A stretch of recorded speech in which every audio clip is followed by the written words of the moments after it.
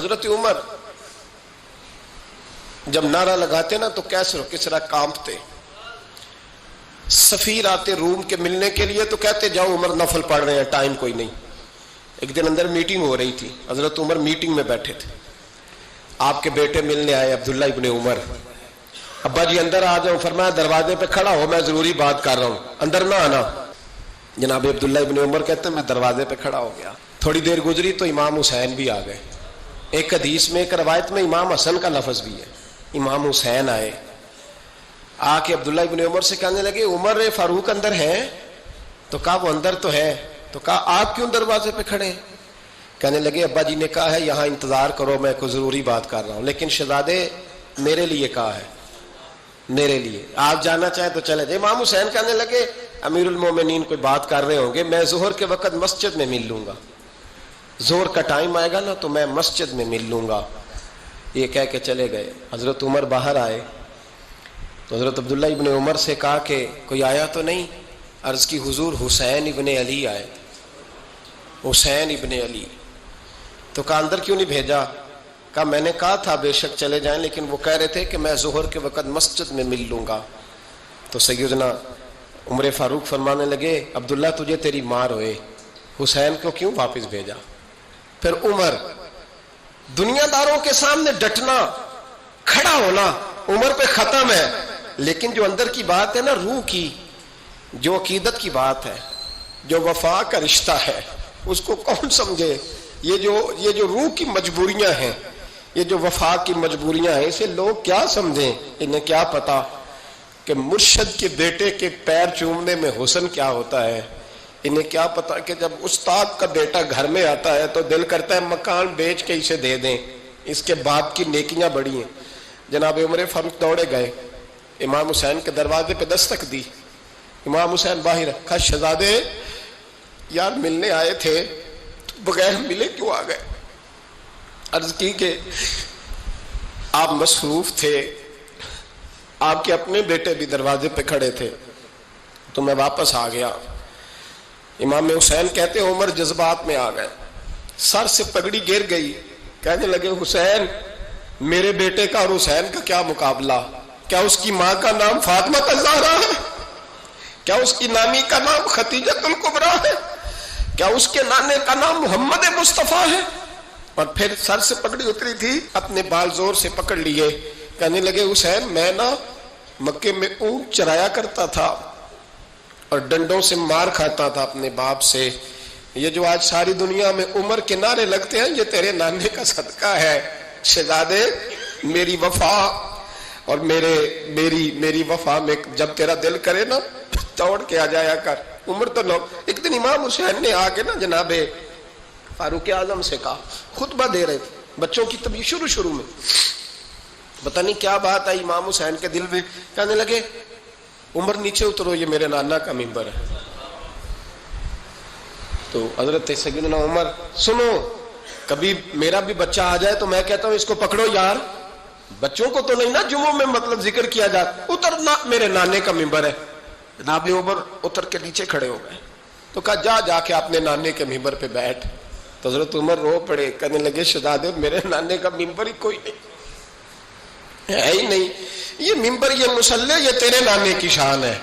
میرے نانے کا کوئی ممبر نہیں، تیرے ہی نانے کا ممبر ہے. تھوڑی دیر کھڑے رہے تو امام حسین کہنے لگے اچھا کوئی نہیں آپ کے نانے کا ممبر کا نہیں. کہا چلو پھر میرے نانے کے ممبر پہ بیٹھ جاؤ چلو خیر ہے. کوئی نہیں آپ کے نانے کا؟ کہا نہیں. تو کہا کوئی نہیں پھر میرے نانے کے. جب حضرت عمر بیٹھے تو بڑا شاندار جملہ کہا. فرمانے لگے میں ممبر پر مرضی سے نہیں بیٹھا تھا، مجھے ابو بکر نے بٹھایا تھا، اور پھر حسین کے کہنے پہ میں اترا ہوں، اب مجھے حسین نے بٹھایا ہے. اب کسی کی جرت ہے تو عمر کو اتار کے دکھائے. اب میں حسین کا تیری نسل پاک میں. یار کتنی بے شرمی کی بات ہے، لوگ امام حسین کو باغی کہیں. وہ حضرت امام اعظم ایک باغ میں بیٹھے تھے، شاگرد ساتھ تھے، تو کتابیں بکھری ہوئی تھی، کچھ لکھا جا رہا تھا، بکھری ہوئی تھی کتابیں. امام محمد بھی بیٹھے تھے، امام ابو یوسف، کئی اور شاگرد بیٹھے تھے. تو جب لکھتے ہیں نا یہ لوگ تو حوالوں کی تلاش ہوتی ہے، کتابیں بکھری ہیں، صفحے بکھرے. بچے گیند کے ساتھ کھیل رہے تھے تو گیند اچانک باغ میں آئی تو ایک چھوٹا سا بچہ گیند لینے آیا تو امام اعظم اٹھ کے کھڑے ہو گئے. وہ بچہ گیند لے کے چلا گیا, کتابیں ساری پھر بکھر گئیں, جو گود میں رکھی ہوئی تھی وہ بھی نیچے گر گئیں, کچھ صفحے بھی گر گئے. تھوڑی دیر کے بعد وہ بچہ چلا گیا, امام صاحب بیٹھ گئے, پھر آیا, گیند گری آ کے باغ میں, تو وہ پھر بچہ لینے آیا, وہی بچہ. امام صاحب پھر کھڑے ہو گئے. وہ کئی بار آیا, جتنی بار آیا کھڑے ہو گئے. کئی لوگ صبر نہیں کر پاتے, جلد باز ہوتے ہیں آج کل کے شاگردوں کی طرح. تو ایک شاگرد بول پڑے, کہنے لگے حضور وہ تو بچہ ہے 100 دفعہ آئے گا. اب 100 دفعہ کھڑے ہوں گے. فرمایا تو 100 کی بات کرتا ہے, یہ 1000 دفعہ بھی آیا تو میں کھڑا ہوں گا. کہا حضور بچہ ہے آپ کیوں کھڑے ہو گئے؟ فرمانے لگے معمولی بچہ نہیں, میرے استاد کا پوتا ہے. تو جس نے مجھے اللہ رسول کا نام بتایا اس کا پوتا ہے تو میں کھڑا نہ ہوں. اگر استاد کے پوتے کا یہ ادب ہے تو بتاؤ محمد عربی کے نواسے کا کیا ادب ہے؟ رسول اللہ صلی اللہ علیہ وسلم. لوگ سمجھتے ہیں ہم قائل نہیں ہیں وہ والی شہادت بیان کرنے کے جس میں کہتے ہیں ہائے حسین تو سکینہ تو زینب. ہمارے بزرگوں نے ہمیں یہ سبق, ہمارے بزرگوں نے ہمیں بتایا کہ امام حسین کی شہادت اس طرح بیان کرو کہ نوجوانوں میں جذبہ جہاد پیدا ہو, عورتیں صبر کا پہاڑ بن جائے. اس طرح شہادت ہم وہ والی. لیکن ایک بات ضرور ذہن میں رکھیں, یہ جو لوگ کہتے ہیں نا بڑے مظلوم تھے پانی نہیں آ سکا, میرے سے حوالہ دیکھے جس نے دیکھنا ہے, میرے سے حوالہ دیکھے, میرے سے. حضرت امام حسین میدان کربلا میں تھے تو تھوڑی سی جگہ کھود کے نا امام حسین نے تو خندق کھودی. خندق کھودنا عرب کا رواج تھا, مدینے میں بھی خندق کھودی گئی, اس کا نام ہی جنگ خندق. تو خندق کھود کے نا آگ جلائی جاتی تھی, یہ حفاظت کا ایک ذریعہ تھا تاکہ دشمن نہ آئے. تو امام حسین نے اپنے خیمے کے سامنے خندق کھود کے اس میں آگ جلائی تاکہ پردہ رہے, عورتوں کے پاس کوئی دشمن نہ آئے. تو ایک شخص سامنے کھڑا ہو کے کہنے لگا حسین تو نے دنیا میں ہی آگ جلا لی ہے. معاذ اللہ ثم معاذ اللہ. کہنے لگا آگے تو آگ ملے گی, یہاں جلا لی ہے. تو امام حسین کہنے لگے میں حکم دیتا ہوں آگ کو کہ تجھے ابھی پکڑ لے. لوگ کہتے ہیں مظلوم تھے, میں حکم دیتا ہوں آگ کو تجھے ابھی پکڑ لے. یہ لفظ امام حسین نے کہے. میں 3 کتابیں تو میری لائبریری میں ابھی ہیں جن میں حوالہ ہے, 3 کتب سے, اور آج کل پرسوں کی کتاب نہیں, سینکڑوں سال پرانی. جب کہا نا میں حکم دیتا ہوں تو وہ آدمی گھوڑے سے نیچے گرا, گھوڑے سے نیچے گرا, اور گھوڑے کی رکاب کے اندر اس کا پیر الجھا. گھوڑا ڈر کے اتنا دوڑا کہ جا کے اس آدمی کو آگ میں پھینک دیا. امام حسین کے سامنے جل کے مر گیا. یہ حسین ابن علی ہے. یہ ابھی حکم دیتے تو فرشتے ابھی آ جاتے, یہ ابھی بات کرتے تو ساری دنیا کی فوجیں ابھی اکٹھی ہو جاتی. یہ ابھی حکم دیتے تو ابھی آ جاتے. اور سنو, اگر جناب اسماعیل کے لیے دمبا آ سکتا ہے تو وہ تو حضرت ابراہیم کے بیٹے تھے, اور یہ تو مصطفیٰ کی اولاد ہے, ان کے لیے کیا کچھ نہیں ہو سکتا. لیکن امام حسین نے پسند کیا تھا کربلا کے جہاد کو, اس کو پسند کیا تھا مولا علی نے, وہ اپنی پسند پہ تھے. کوئی آدمی اس طرح نہ بیان کرے کہ بڑے مظلوم تھے تو بڑی مشکل میں تھے تو بڑا روتے تھے بڑے, اور کوئی شخص ایسی بات. یہاں تو تماشا لگ گیا ہے, تماشا لگ گیا ہے. ایک وہ ہے جو آج کل کہہ رہے بس جی وہ تو 2 شہزادوں کی جنگ تھی, انہیں بھی شرم نہیں آتی, اور ایک ممبروں پہ چڑھے ہوئے ہیں, چہرے پہ داڑھی کوئی نہیں, سر پہ ٹوپی کوئی نہیں, بازاری سا انداز ہے, کبھی دوڑ کے ادھر جاتے ہیں, کبھی بھاگتے ہیں, کبھی کہتے ہیں اونچا بولنا, پیروں پہ کھڑا ہونا. یہ لوگ بیان کریں گے امام حسین کی بات, یہ لوگ بیان کریں گے. بیبیوں کے مصائب پڑھ رہا ہوں, وہ اور بیبیاں ہوتی ہیں جو ہائے ہائے کرتی ہیں, واہ ویلا کرتی ہیں. یہ میرے نبی کا خاندان ہے, یہ میرے نبی کا خاندان ہے, نبی کا خاندان. میں حوالہ دکھاؤں گا, مجھ سے سنو حوالہ. حضرت سیدہ زینب نے سارے جنازے دیکھے, بھتیجوں کو, بھانجوں کو, سب کو شہید ہوتے دیکھا. عورتیں ڈرتی میت کو ہاتھ نہیں لگاتی, چیختی ہے بیبیاں. لیکن حضرت جناب زینب نے پتہ کیا دیکھا تھا, وہ سننا ذرا. امام حسین کی لاش مبارک کربلا میں پڑی تھی, اور امام حسین کا سر کاٹ کے نیزے پہ چڑھایا گیا تھا, اور وہ بیبیوں کے سامنے خالی سر چل رہا تھا, اور سینکڑوں میل کا سفر کر کے دمشق کے بازاروں سے گزرتا وہ سر گیا. آج میں سر کی بات نہیں کرتا, سر کی.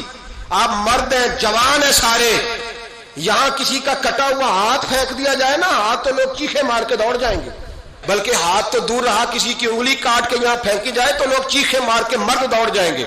لیکن کٹا ہوا سر دیکھا, لاشیں دیکھے, یزید کا دربار آیا، بی بی صاحبہ کو نا ایسے عورتوں نے اپنے حالے میں لیا ہے، سیدہ زینب وہاں بیٹھ گئیں، تو جب بولا نا یزید دربار میں، کہنے لگا کہ دیکھو اللہ نے عزت والوں کو عزت دی، معاذ اللہ ثم معاذ اللہ، اور میرے مخالفین کا کیا حشر ہوا جب اس نے دیکھے نا ایک آدمی مجبور ہے، مقہور ہے، اتنا لمبا سفر ہے، غربت ہے، پیاس ہے، بیماری ہے، کیا انداز ہے جب اس عالم میں یزید کے دربار میں اس نے گستاخی کی امام حسین کی۔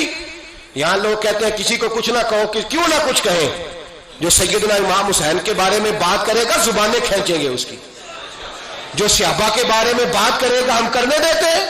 یہ کیا بات ہوئی؟ گستاخی کرنا، بے ادبی کرنا، یہ کون سا دین ہے؟ یہ تو تم بے دینی پھیلا رہے ہو۔ سنو، جب اس نے بے ادبی کی تو سیدہ زینب چپ نہیں رہی، بلکہ حضرت زینب بولی اور کھڑی ہوئی، اور آپ نے تلاوت کی قرآن مجید کی اور آیتیں پڑھی، کہنے لگی وَتُعِزُّ مَن تَشَاءُ وَتُذِلُّ مَن تَشَاءُ بِیَدِکَ الْخَیْرُ، اور آپ فرمانے لگی یزید تو کہتا ہے تیرے مخالفین پسپا ہو گئے، تجھے عزت ملی؟ آپ فرمانے لگے یہ تیرا دربار ہے نا، یہ تیرا سجا ہوا ہے نا، تیرا اس وقت ڈنڈا چلتا ہے نا۔